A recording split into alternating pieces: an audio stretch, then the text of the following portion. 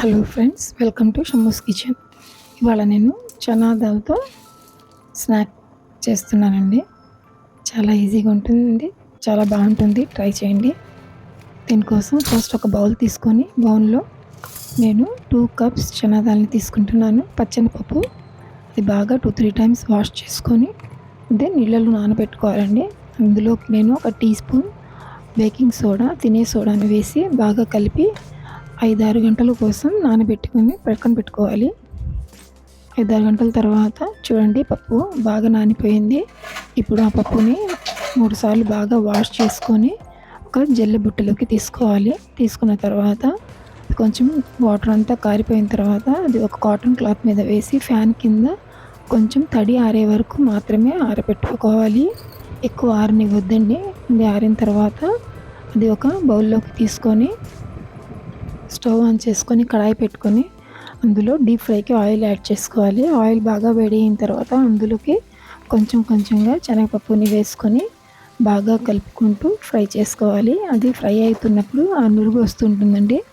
ఆ నురుగు పూర్తిగా తగ్గిపోతుంది ఫ్రై అయ్యేటప్పటికి. అది క్రిస్పీగా అయ్యేటప్పుడు అంతవరకు బాగా కలుపుతూ ఫ్రై చేసుకొని అదే ఒక స్ట్రైనర్తో మేము ఒక జల్లె బుట్టలోకి తీసుకుందాము. ఏమన్నా ఎక్స్ట్రా ఇప్పుడు నురుగు తగ్గిపోయింది చూడండి. ఇప్పుడు ఒక జల్లె బుట్టలోకి తీసుకుందాము. అదే ఎక్స్ట్రా ఆయిల్ ఏమన్నా ఉంటే బయటకు వచ్చేస్తుంది. అలాగే మిగిలిన పప్పుతో కూడా సేమ్ ప్రాసెస్ని రిపీట్ చేయాలి. అలా ఫ్రై అయిపోయిన తర్వాత అది కూడా ఒక స్ట్రైనర్తో జల్లె బుట్టలోకి తీసుకున్న తర్వాత ఇప్పుడు అందులోకి ఒక చేతి నిండుగా పల్లీలను తీసుకొని ఫ్రై చేసుకుందాము. ఇవి ఎక్స్ట్రా టేస్ట్ ఇస్తాయండి ఈ పల్లీలు. ఇందులోకి చూడండి, ఇప్పుడు నేను పల్లీలు వేసుకుంటున్నాను. పల్లీలు కూడా వేసి కొంచెం బాగా కలుపుతూ ఫ్రై చేసుకుందాము. ఫ్రై చేసుకున్న తర్వాత ఇవి కూడా తీసుకొని పక్కకు తీసుకుందాం. ఇప్పుడు అందులోకి కొంచెం కరివేపాకు ఆకుల్ని వేసుకొని అవి కూడా కొంచెం చిటపట అయిన తర్వాత అవి కూడా తీసి ఆ మిక్చర్లో కలుపుకొని పక్కన పెట్టుకుంటున్నాను. ఇప్పుడు అది కూడా అయిపోయిన తర్వాత ఇప్పుడు ఆ పప్పులోకి ఒక కారంని రెడీ చేసుకుందాము మిక్చర్ని. దానికోసం ఒక బౌల్ తీసుకొని బౌల్లోకి 1 టీ స్పూన్ ఉప్పు, ఒక half teaspoon black salt తీసుకున్నాను, 1 టీ స్పూన్ కారం, 1.5 టీ స్పూన్ ఆమ్చూర్ పౌడర్ అండి. ఇది లేకపోతే చాట్ మసాలా అయినా పర్వాలేదు.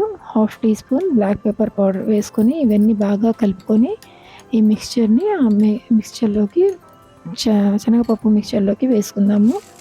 ఇప్పుడు జల్లెబుట్టల నుంచి ఒక బౌల్లోకి వేసుకుంటున్నాను.